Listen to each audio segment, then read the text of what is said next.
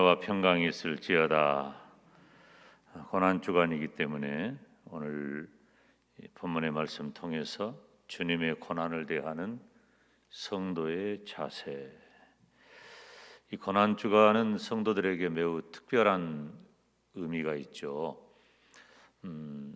우리들이 일상의 모든 삶을 동일하게 다 살아가지만 특별히 고난 주간은 우리 주님께서 나의 모든 죄를 다 담당하시고 십자가에 못 박혀 죽으신, 그리고 나의 죄 문제를 온전히 유월절 어린 양이 되셔서 희생하심으로 온전히 다 해결하신 그런 우리 기독교의 최대의 중요한 절기 가운데 하나입니다.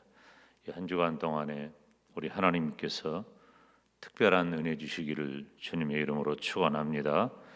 오늘 본문은 오늘 말씀의 제목과 오늘 본문의 내용을 잘 이렇게 살펴보면, 오늘 말씀의 제목은 주님의 고난을 대하는 성도의 자세.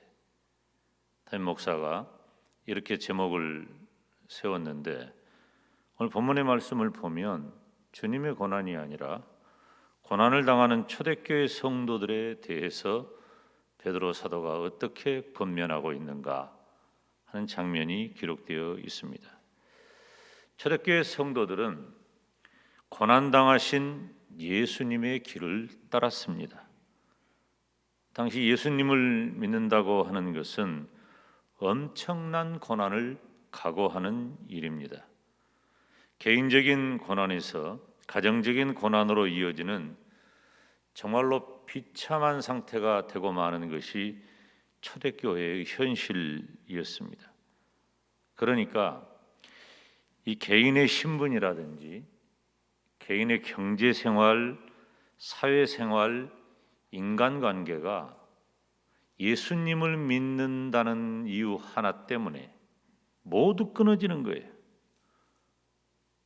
그런 정도가 아니라 어떤 이는 감옥에 가고 어떤 이는 고문을 당하고 심지어 죽임을 당합니다. 죽어도 그냥 죽는 게 아니라 가장 비참하고 고통스러운 방법으로 죽음에 이르게 합니다. 오늘 본문 우리가 함께 읽은 이 말씀을 보면 고난을 받는다는 말을 4차례나 사용하고 있어요. 그러니까 초대교회 성도들에게 있어서 고난은 이미 익숙한 단어예요. 예수님을 믿는다는 것은 바로 고난을 당하는 삶을 살아가는 것이다. 그렇게 이해하시면 틀림이 없습니다. 그러니까 우리들은 지금 이 시대에 예수님을 믿는 것은 큰 축복으로 여기고 큰 은혜로 여기죠. 너무 당연한 말씀입니다. 그런데 2000년 전에는 물론 예수님을 믿는 것이 영적으로 큰 축복과 은혜인 것이 분명하지만 외적으로 드러날 때에는 예수님을 믿는 것이 비참하게 된 것이고 엄청난 고난을 수반하게 되는 것입니다. 그래서 여기 오늘 말씀을 보면은 첫째로 성도를 시련하려고 오는 불시험이 있다 그랬어요. 12절 말씀 같이 읽을까요? 시작. 사랑하는 자들아, 너희를 시련하려고 오는 불시험을 이상한 일 당하는 것 같이 이상히 여기지 말고 오직 너희가 그리스도의 고난에 참여하는 것으로 즐거워하라. 아멘. 시련하려고 오는 불시험이라 그랬어요. 이 불시험이라고 하는 것은, 이 시련하려고 오는 불시험, 이것은 이 불에 타는 고통스러운 시련을 말하는 거예요.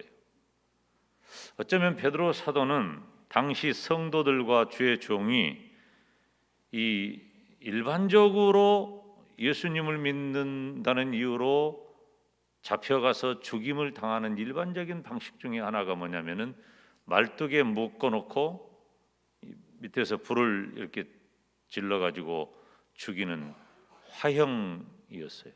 불에 태워 죽였다는 거죠. 또 어떤 경우는 이 불에 타는 그 타르가 뭐라고 설명해야 되지? 우리 그 아스콘 같은 이제 그런 그 타르에 집어넣어버려요. 끓는 그 타르에 집어넣어요. 불에 타는 타르에 집어넣어 가지고 그것을 이제 네로 황제의 정원을 밝히는 횃불로 사용했다 하는 기록도 있는 것이에요. 그러니까 이런 것들을 가리켜서 불에 타서 죽는 고통, 시련, 지금 우리가 남의 얘기하듯이 제가 설명하고 여러분이 듣고만 있는데 이것이 지금 저와 여러분이 예수님을 믿는 것처럼 그렇게 믿는 성도들이 당한 실제적 고난, 실제적 고통이었다는 거예요. 그리고 두 번째로는 그리스도의 이름으로 욕을 받았다. 오늘 14절 같이 읽습니다. 시작.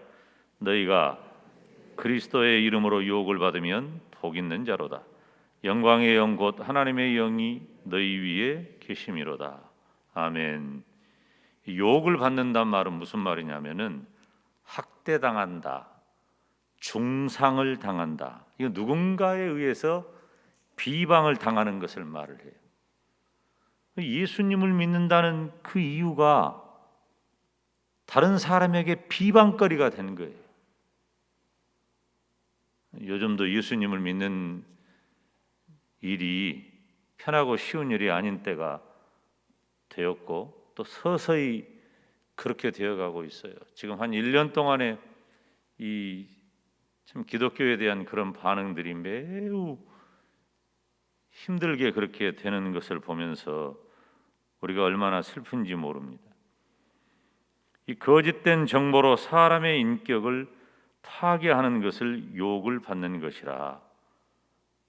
야고보서 3장 6절은 보면은 이 야고보가 우리 인간의 말이 지을 수 있는, 우리 인간의 혀가 지을 수 있는 참 잘못된 그런 악영향을 줄 수 있는 경우를 이렇게 기록해요. 혀는 곧 불이요 불의의 세계라. 혀는 우리 지체 중에서 온 몸을 더럽히고 생의 바퀴를 불살아나니 그 사르는 것이 지옥불에서 나느니라. 아멘. 사람들은 이 자신에게 일어나는 어떤 일, 어떤 상황에 대해서 굉장한 고통을 느낄 때가 가끔 있습니다. 내가 극심한 물질의 손해를 봤을 때 사람들은 큰 고통을 느끼죠. 우리들이 그냥 뭐 조금 약간의 뭐 어려움, 손해 이런 정도가 아니라 아주 극심한 물질의 손해를 봐서 그 물질 때문에 집안이 어렵게 되어버린다든가 인간관계가 어렵게 되어버린다든가 뭐 이런 정도가 되면 굉장히 고통스럽습니다. 또 신체적으로 고문을 당하거나 고통을 만나게 되면 이것 또한 굉장한 고통을 느끼는 거예요. 내 몸이 어떤 구타를 당했다든지 우리가 이해하지 못할 고문을 만났다든지 그런 경우, 뭐 저도 개인적으로 그런 경험이 한두 번 있었습니다만 이건 진짜 내가 어떻게 내 힘으로 저항할 수도 없고 할 수도 없는 그런 상황이기 때문에 이 수치심과 또 통증, 이 고통은 말로 다 할 수가 없지요. 그런데 그런 고통보다도 내가 물질적으로 엄청나게 타격을 받거나 혹은 내가 신체적으로 굉장한 고통을 느끼거나 한 것보다도 더 큰 고통을 느끼는 것은 누군가에 의하여 내가 비난을 받을 때 사람들의 마음의 고통은 훨씬 크다는 거예요. 그래서 야고보는 이 혀를 함부로 놀리지 말아라. 야고보서 3장은 다 말에 대한, 혀에 대한 교훈을 기록하고 있어요. 온 산을 불태울 것만 같은 이 작은 혀 하나가 온 산을 불태워버리는 그런 엄청난 영향을 가지고 있단다. 그러니 다른 사람에 대하여 내 혀를 함부로 하지 말아라. 그런데 바로 이런 여러 가지 몇 가지 고통, 고난 이런 모든 것들이 다 무엇 때문에 다가오는 것이라고요? 예수님을 믿는 것 때문에. 믿음을 가진 것 때문에 우리는 지금 그 이해가 잘 안 되죠. 우리가 가지고 있는 이 신앙의 자유, 그리고 신앙의 기쁨, 이 신앙의 감사, 이런 것들이 너무 큰 상태에서만 지금 우리는 살아가는 거예요. 내가 믿음으로 살기 위해서 얼마나 자유하고 기쁘고 감사한가. 여러분, 지금 우리가 2021년 현재를 살아가고 있다는 것이, 제가 1978년 4월 달에 예수님을 믿었어요. 이맘때예요. 이맘때 제가 예수님 믿은 거예요. 고난주간 지나고 부활주일 맞이하면서 제가 예수님을 영접한 거예요. 근데 제가 1978년부터 예수님을 믿어가지고 지금까지 세월 동안 40년이 넘는 세월이 지났는데, 이 기간 동안에 제가 예수님을 믿은 것 때문에 믿음으로 핍박받은 게 없어요. 믿음으로. 전혀 없다고는 할 수 없겠지만은, 할 수 없겠지만 견딜 만한 정도였죠. 그러니까 저만 해도 예수님을 믿는다는 것 때문에 하나님이 주신 은혜와 감사와 축복이 훨씬 컸단 말이에요. 그런데 지금부터 2000년 전에는 그게 아니에요. 제가 고등학교 때 이렇게 청소년 시절에 예수님을 믿을 때 교회에서 목사님 설교할 때, 전사님 설교할 때 장로님들이 나와서 가끔 간증, 그때는 장로님들도 설교하셨어요. 하셨을 때 공산당이 네 앞에 총을 턱 대놓고 너 예수 믿을래 안 믿을래? 예수 믿는다고 하면 총을 탕 쏴서 죽이고, 권사님 미안해요, 권사님 가리켜서, 탕 쏴서 죽이고, 안 믿는다 그러면 살려준다. 그러면은 여러분 어떻게 하겠습니까? 우리 보고 물어보는 거예요. 그럼 우리가 뭔 말을 하고서 눈만 끔뻑끔뻑하고 대답할 말로 생각도 안 했죠. 그런 어떻게 보면 예수 믿기 좋은 때를 만나서 저는 예수님을 믿었어요. 아마 우리 중에 대부분이 그랬죠. 근데 그보다 훨씬 전에는 40년, 제가 예수님을 믿었던 1978년 이전에 70년대 초반이라든가 그 이전에 예수님을 믿었던 분들은 믿음 자체가 지금하고는 전혀 다른 때였어요. 어렵게 예수님을 믿은 분들이죠. 물론 그 뒤에도 그런 분들이 있겠지만, 그렇지만 지금부터 2000년 전에 예수님을 믿는다는 것은 아예 생명을 내놓고 예수님을 믿는 거예요. 여러분, 이게 가능하겠어요? 이게 가능한 일일까요? 왜냐하면 지금의 우리로서는 이것이 상상하기가 쉽지 않은 일이에요. 예수님을 믿는다는 것 때문에 잡혀가고 매맞고 고난당하고 불에 태워 죽이고 목이 잘려 죽이고, 예수님을 믿는다는 것 때문에 모든 경제적인, 사회적인, 인간적인 관계들이 다 절단되고, 나뿐만 아니라 내 가족에게까지, 자녀 손에까지 예수님을 믿는다는 이유 때문에 모든 어려움들을 다 차단당하고, 그래서 우리가 로마의 카타콤베나 터키의 갑바도기아 같은 데는 그런 눈물겨운 믿음의 선진들의 그 고난의 현장, 고난 속에 예수님을 믿는 그 믿음의 현장을 우리들이 보는 것 아닙니까? 그런데 베드로 사도는 그렇게 고난당한 성도들이 만나는 고난과 고통에 대해서 어떤 말씀을 하지요? 따라서 합시다. 이상히 여기지 말라. 사실 제가 이런 얘기를 했으면 목사님은 안 당해봤으니까 그런 말을 하죠, 이런 말을 하겠지만, 지금 베드로란 말이에요. 베드로는 이 고난의 현장을 고스란히 가고 있는 분이에요.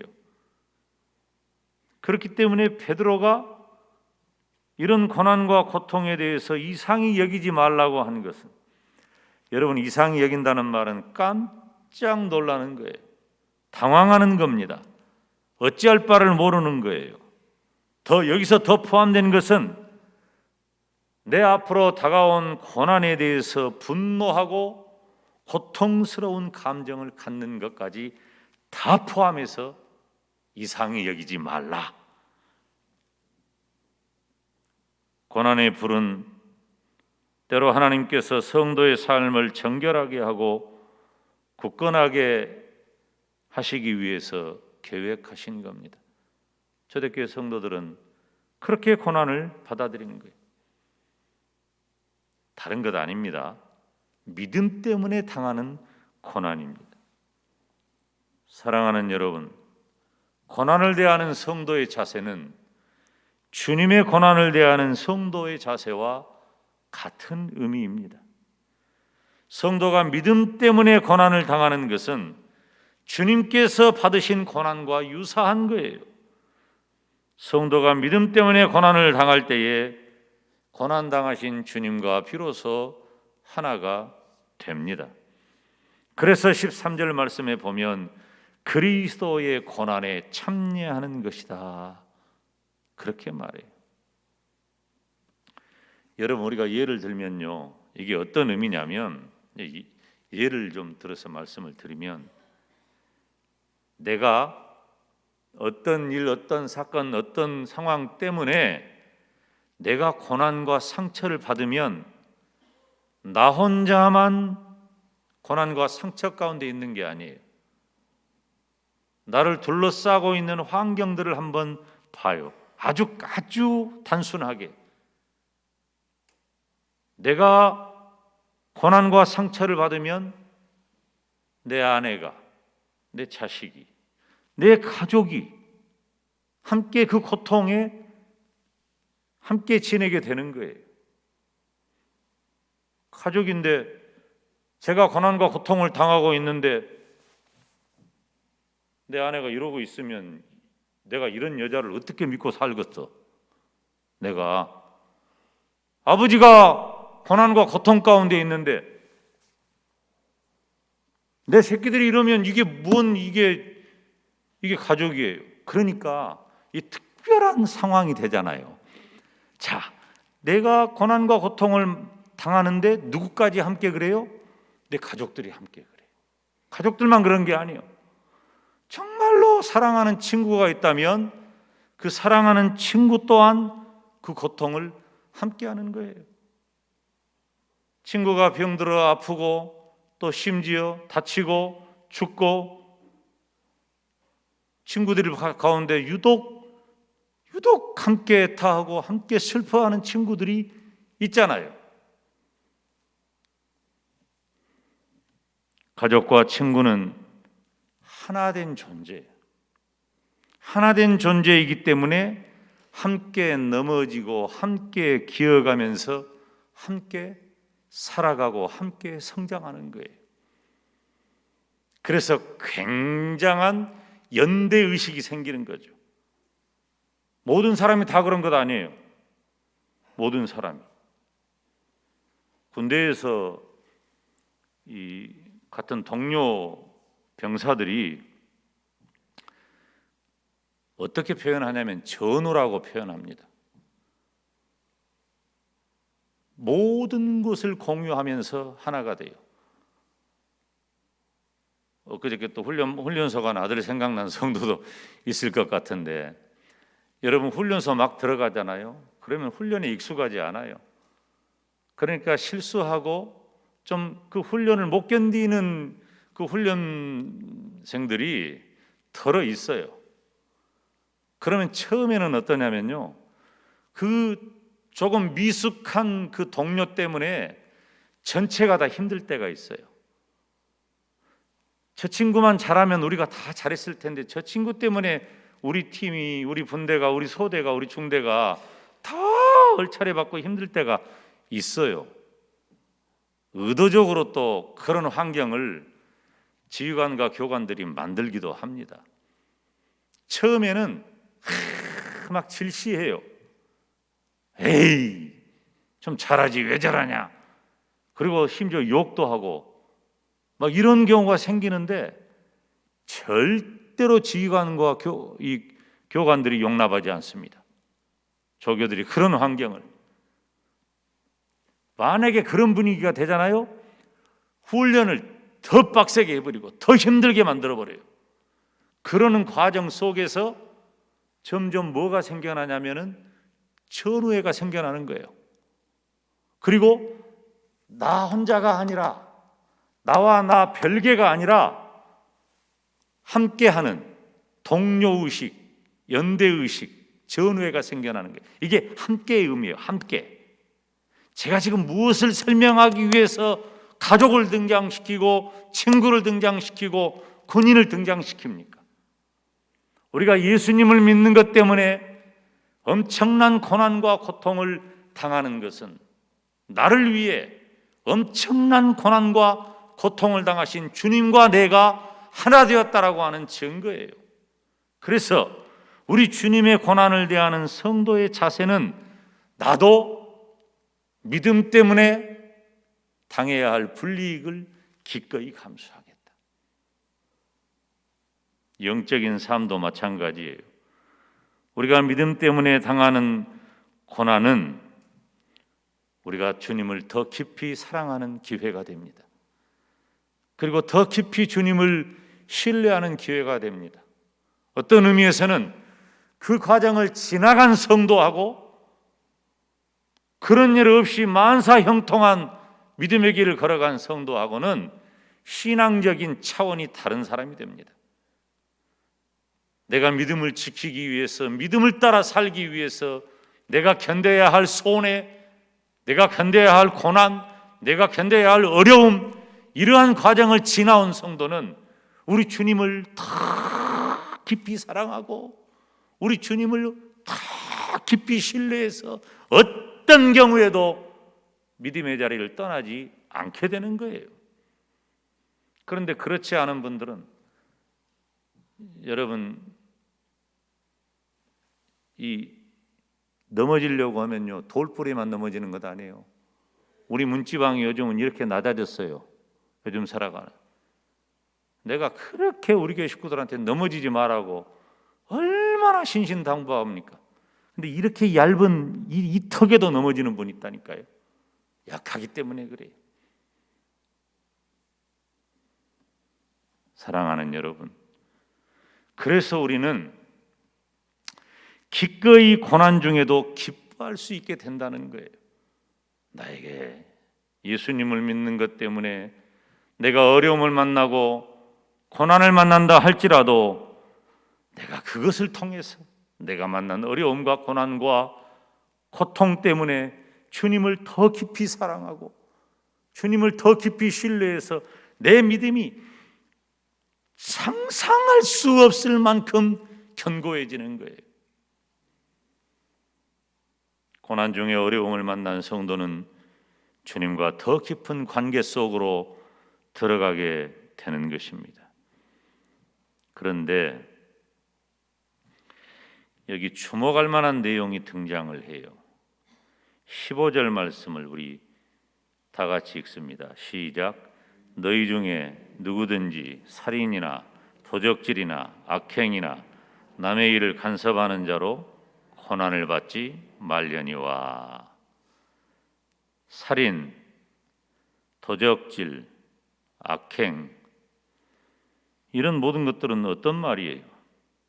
사회의 법을 위반하고 그 행위의 결과로 당하는 고통을 말하는 겁니다. 예수님을 믿는 성도라 할지라도 성도가 당하는 고통, 그것이 무엇 때문에 당하는 고통이냔 말이에요.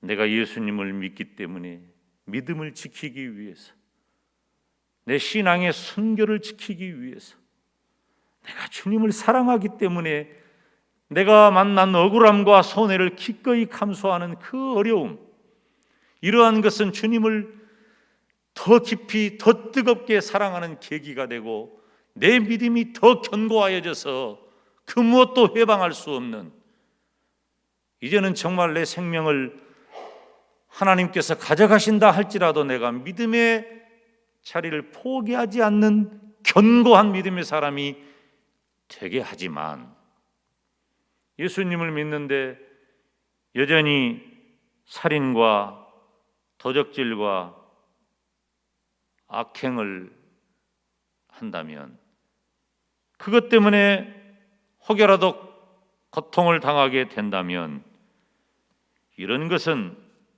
예수님 때문에 또는 의를 위해서 고난을 받는다고 말하면은 안 돼요.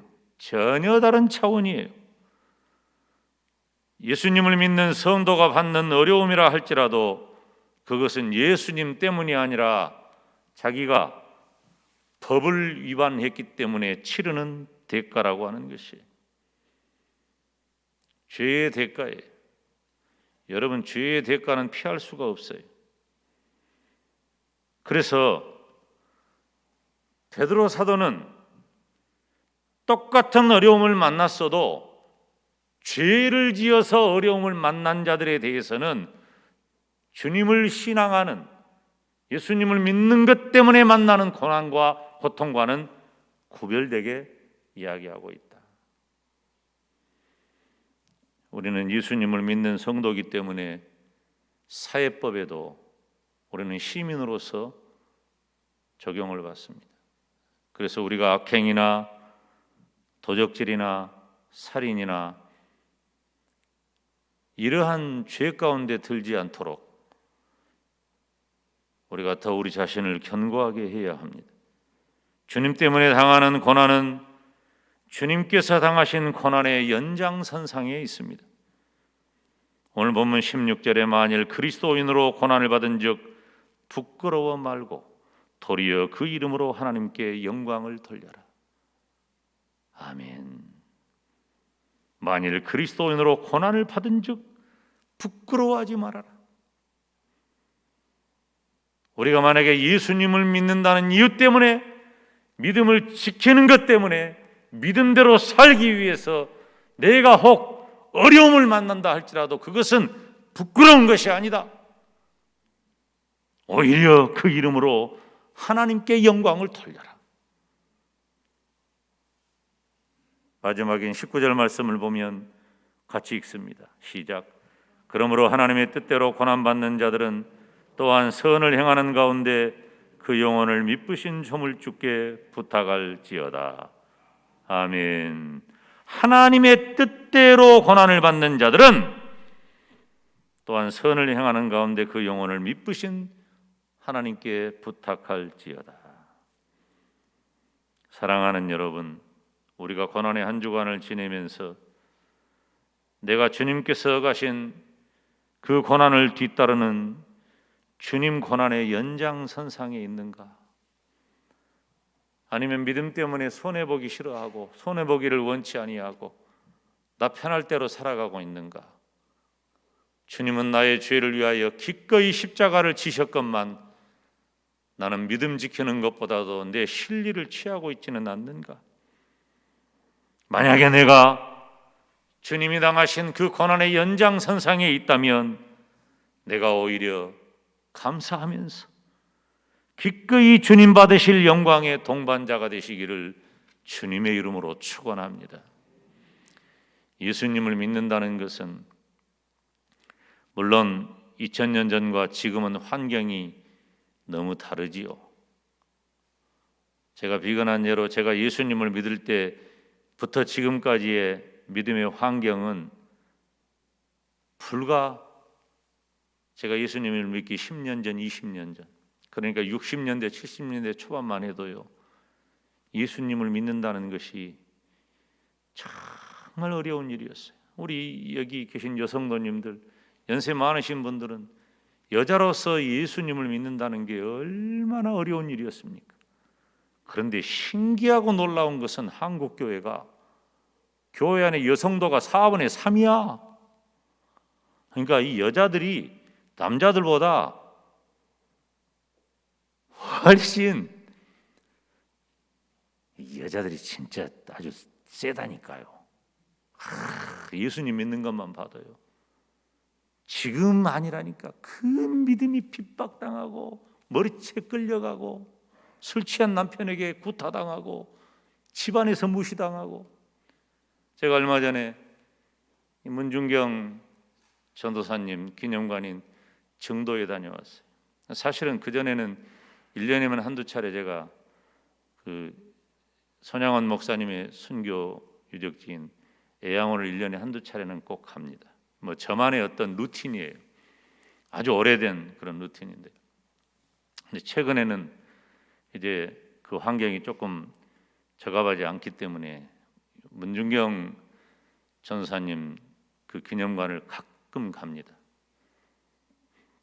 그 여성도로서 시댁에서 버림을 받고 그 시대에 예수님을 믿는다는 것 때문에 얼마나 비참한 그런 환경이었는데 아랑곳하지 아니하고 그 신안에 있는 섬마을을 돌아다니면서 예수님 복음 전했어요. 다 예수님 복음 전하고, 그러니까 신안에 있는 그 섬들이 보고마율이 엄청 높아요. 정도가 그 기념관이 있는 정도 같은 데는 제가 언젠가 통계를 보니까 93% 이상이 예수님 믿는 마을이에요. 93% 이상. 그 문중경 전사님의 전도를 받아가지고 한국의 CCC 총재였던 김중건 목사님 같은 분, 우리 법성교회도 심우하셨었죠. 그리고 대표적인 분 가운데 하나가 누구냐면 성결교단의 이만신 목사님이라는 분이 계셔요. 제가 이만신 목사님의 여동생 그분도 목사님 사모님이신데 그 가정하고 좀 한 두어 달 이렇게 깊은 교제를 나눌 기회가 있었는데, 그 가정은 또 북한 선교를 중심으로 사역을 하셔요. 지금 그분들은 뭐 나이가 80이 훨씬 넘으셨죠. 이제 그 여인 한 분이 예수님을 믿는다는 것 때문에 그 고난과 고통을, 주님이 당하신 그 길을 그 연장선상에서 기꺼이 걸어갔을 때 하나님은 그 여인을 통해서 위대한 종들에게 복음을 전할 기회를 주시고 그 지역을 다 예수님 믿는 고장으로 만드신 거예요. 이 시대에 저와 여러분이 예수님을 믿는 것 때문에 당할 불이익이 있다면 베드로 사도는 기뻐하라 그랬어요. 즐거워하라 그랬어요. 오히려 저와 여러분이 우리 주님 받으실 영광의 동반자로 이 고난의 한 주간에 든든히 서시기를 주님의 이름으로 축원합니다. 기도하겠습니다. 하나님 아버지, 우리는 어쩌면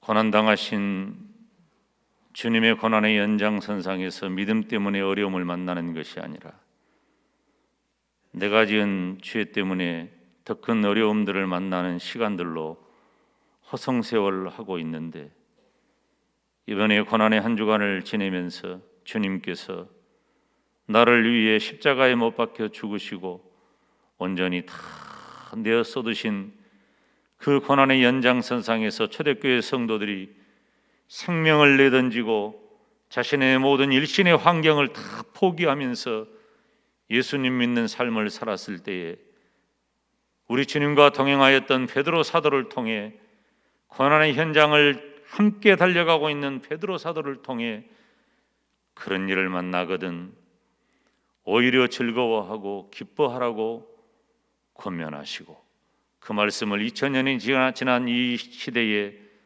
고난의 한 주간을 지내는 우리에게 들려주신 것을 감사합니다. 하나님, 내가 지은 죄 때문에 어려움 만나는 일 없도록 우리의 삶을 지켜 주시옵소서. 주님 당하신 그 고난의 후예로서, 우리 주님 당하신 고난을 대하는 성도로서 나도 예수님 믿고 믿음 때문에 거룩하고 믿음 때문에 깨끗하고 믿음 때문에 하나님 기뻐하실 일들만 많이 하게 하여서 우리 하나님 받으실 영광의 자리에 우리도 함께 도달하는 복된 성도가 되게 하여 주옵소서. 예수님의 이름으로 기도하옵나이다. 아멘.